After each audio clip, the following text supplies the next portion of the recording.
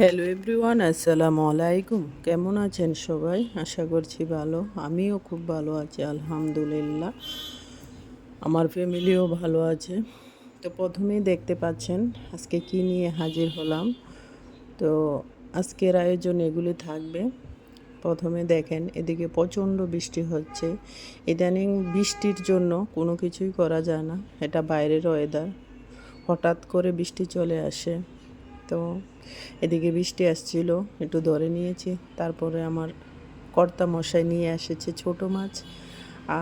কার কার পছন্দ বলবেন। আমার ছোট মাছ খুবই পছন্দ, কিন্তু কাটতে খুবই কষ্ট হয়। তারপরও আমার খুব প্রিয়।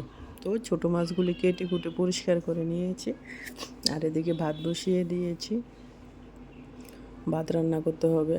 আর বৃষ্টির মধ্যে মানুষ বাইরে চলে আসছে, কিন্তু এখন বিপদে পড়ছে, কিভাবে কি করবে। ভিজে করতে হয়, ছাতা দিয়ে কাজ করতে হচ্ছে মানুষের। তো এদিকে বৃষ্টির ওয়েদারটা ধরে আবার চলে আসছি রান্নার কাজে। পেঁয়াজ, কাঁচামরিচ আর রসুন এগুলি কেটে নিতে হবে ছোট মাছ রান্না করার জন্য।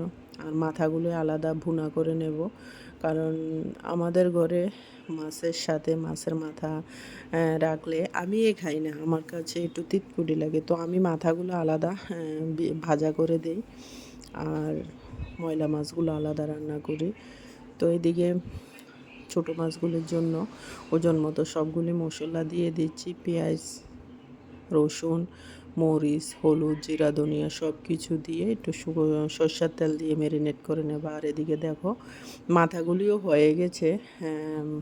একদম কড়কড় করে ভাজি করে নেব, যাতে খেতে খুব ভালো লাগে।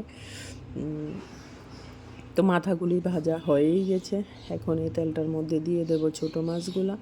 ছোটো মাছগুলাকে সুন্দর করে আগে একটু কষিয়ে নেব, তারপরে জল দিয়ে দেব।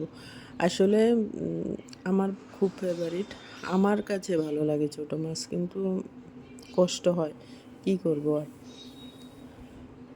তো এদিকে ছোটো মাছগুলিও হয়ে গেছে। আর বাসা থেকে কিছু লাল মাইলার শাক নিয়ে আসছে। তো লাল মাইলার শাকগুলিও কেটে কুটে সুন্দর করে ধুয়ে এগুলিও রান্না করে নিচ্ছি, কারণ একটা দুটা রান্না না থাকলে হয় না। তো অবশেষে আমার সবগুলি হয়েই গেছে। এদিকে ভাত হয়ে গেছে, আর লাল মাইলার শাক, ছোটো মাছ আর মাছের মাথা ভুনা করেছি। তো এখন প্লেট সাজিয়ে খেতে বসে যাব। আজকের মতো এখানে, আল্লাহ হাফেজ।